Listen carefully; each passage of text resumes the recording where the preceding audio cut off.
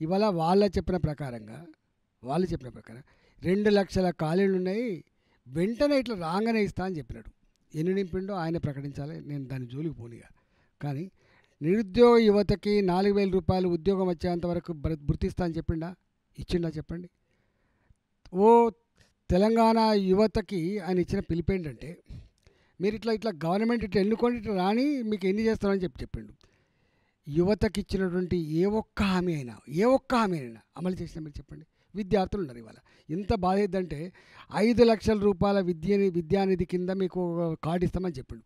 ఈ 5,00,000 రూపాయలు దేవుడు గంగల పోని, 5,00,000 రూపాయలు గంగల పోని, ఇంకా ఓవర్సీస్ స్కాలర్షిప్ల గురించి గంగల పోని. 3 సంవత్సరాలు 2021 నుంచి వెళ్ళి ఈనాటి వరకు ప్రైవేటు కాలేజీలలో చదివేటువంటి విద్యార్థులకు ఫీ రీయింబర్స్మెంట్ ఇవ్వకపోవడం వల్ల ఇవాళ వాళ్ళకు సర్టిఫికేట్లు వస్తలేవు. వాళ్ళకు పేరెంట్స్కి 50,000 రూపాయలు, 1,00,000 రూపాయలు అదనంగా పెట్టాలంటే కెపాసిటీ ఉండదు కదా. మీకు తెలియదు ఏముంది, రెక్కాడితే కానీ డొక్కనండి అనే వాళ్ళు గవర్నమెంట్ ఫీ రీయింబర్స్మెంట్ చేస్తా అని చెప్పి కాలేజ్ జాయిన్ అయిన తర్వాత, ఇవాళ చదువు పూర్తయిన తర్వాత అవి ఇవ్వకపోతే వాడి పరిస్థితి ఏందో మీరు చెప్పండి. ఇచ్చినా మీరు చెప్పండి మీరు.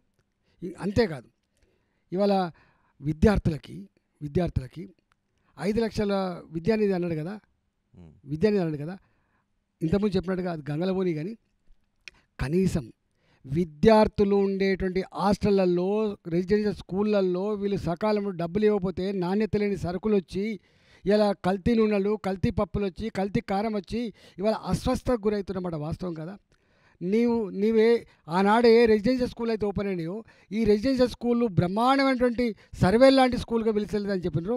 బిల్డింగ్లు కట్టకపోతే, కిరాయి భవనాల్లో ఉంటే, టాయిలెట్ లేక, రూములు చక్కగా లేక, క్లాస్ రూములు గవే, పడుకునే గదులు కూడా గవే ఉండి, వార్డెన్లు లేక, వాళ్ళకు కనీసం తుడుచోడు లేకపోతే ఇవాళ అక్కడ ఎంతమంది అస్వస్థ పాలవుతున్నారండి. గవర్నమెంట్ పరమైన హాస్టళ్లలో, గవర్నమెంట్ పరమైనటువంటి రెసిడెన్షియల్ స్కూళ్ళల్లో ఇవాళ చదివించాలంటే భయపడే పరిస్థితి వచ్చింది. బతుకుంటే బలసాగు తినచ్చు. పిల్లలు మునుపట్లేక 10 మంది లేరు, 2 పిల్లలు ఉన్నారు. ఆ 2 పిల్లల్ని కూడా తీసుకుపోయి గవర్నమెంట్ రెసిడెన్షియల్ స్కూళ్ళలో, గవర్నమెంట్ హాస్టల్లో వేస్తే పుసుకునే ఏమైనా ఫీడ్ పాయిజన్ అయితే మా పిల్లగాడు ఎక్కడ చచ్చిపోతాడని భయపడే పరిస్థితి వచ్చిందన్నమాట. వాస్తవం కాదు చెప్పండి.